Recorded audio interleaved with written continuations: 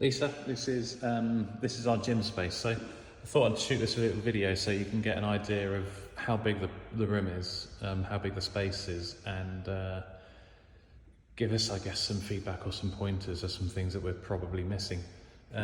We've been talking about, we talked on our call last week, a few weeks ago, about getting rid of the rig. We're not convinced that that's the right thing to do. That said, we are thinking about the possibility of reducing the width of the rig. So these pull-up bars, if I'm honest, I don't really know why we didn't do this to start with, but these pull-up bars are 6 foot long. We're having a look at the possibility, and I guess it would be about a £2,000 outlay, of changing these bars for 4 foot bars. So the rig would be 4 foot out from the wall as opposed to 6 foot out the wall, which would save a little bit of space on the outside here. It would be about £2,000 investment for the bars and a bit of access equipment and fixings and things. We might have to, that's kind of including for a few spare mats if we can't figure out a way to use those mats there as such. But it's a possibility and we're thinking about that. It would be tight on the rig in terms of its functionality. We have 8 people in a class. We're flirting the idea of a few classes being capacity of 10. That said, it's a tight squeeze, and I'll talk about that a little bit further on and about what that area is for.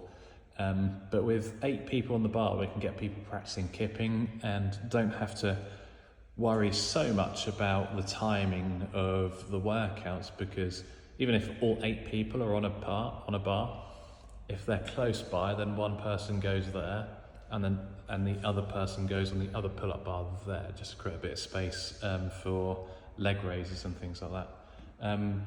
We constantly see close calls where somebody nearly boots somebody in the head just because they're not concentrating as such, but they're a little bit unawares of what's going on around them. I'll put that barbell out there just for perspective of the space. When we've got 8 people drilling some moves, it's just about okay, but I do find myself scurrying up and down this track of mats here and this kind of gap here, and sometimes on the inside of the rig to see what's going on to be able to coach effectively. We've tried sometimes having people stood facing the rig, and that kind of works okay, but it feels like I'm a bit close to some people and I need to coach from, just moving this bar, sorry. Watching this video is probably making you feel a bit seasick, I guess. So just, we've played around with the idea a few times of having people facing the rig, or that way, I guess, whilst drilling the move. And that kind of works okay as well. We have had a few classes with 9 people in, and we've had 3 rows of 3. So we've had 1, 2, 3, 4, 5, 6, 7, 8, and 9. That said, we had a workout on Saturday. We had 9 people in the capacity was 10, and we had 9 people in the first class, and it was just a bit chaotic. So we'd have to be really careful with the programming and the safety aspect as well. Ask people to share bars, but then everyone's got a different weight, and everyone's a little bit, I don't know, like a little bit precious about that, I guess. Which, you know, that's okay. This space here is the personal training space, and this is where we have, like if we haven't got a class on in this space, then we use this space. But if we have, and generally by and large that is the case, the personal training or kickstarters happen in that area here, the divide of the blue to the red mat. The challenge there is that the class, I need to plan the class so they come and get the rower machines or dumbbells and kettlebells out first.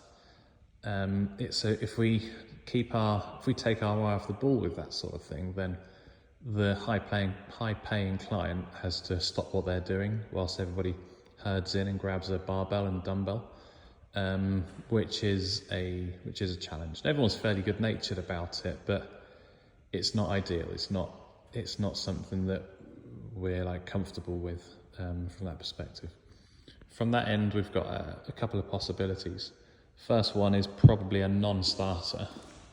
The building next door is currently vacant, and the landlord would be happy to take this wall down, that wall down, that wall, and that wall, if we could basically show him our accounts, which would suggest that we can afford that comfortably at the moment.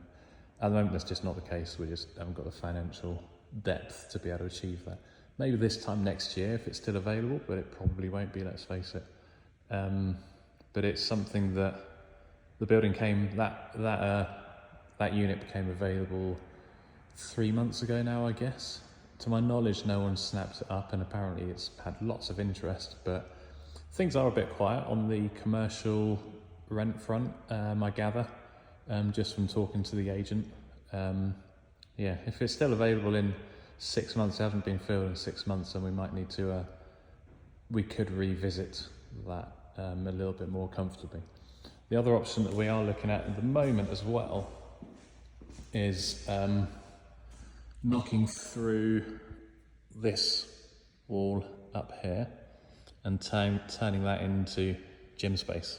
So that's Naomi's office. The office that we were in when we spoke on the Zoom call the other day is at the back half of here. My desk is directly above that light there, more or less.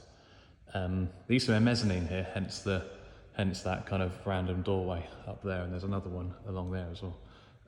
So thinking of taking that wall, removing that wall out and opening out so that becomes part of the gym space, and that's where personal training clients happen when the main room isn't being used.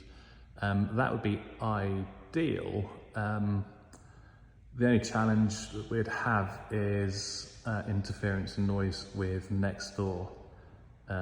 We can hear each other. Like this office here has a stairwell buffering it against next door. That said, my office, which is above that light and that light, I can hear next door having Zoom calls with China, and you can probably hear me doing the same as well. Not necessarily with China, more like yourself. So that's a possibility. Yeah, interesting to know what you think about all this, and if you see something that we're missing big time, then just point it out to us. Cheers, bye.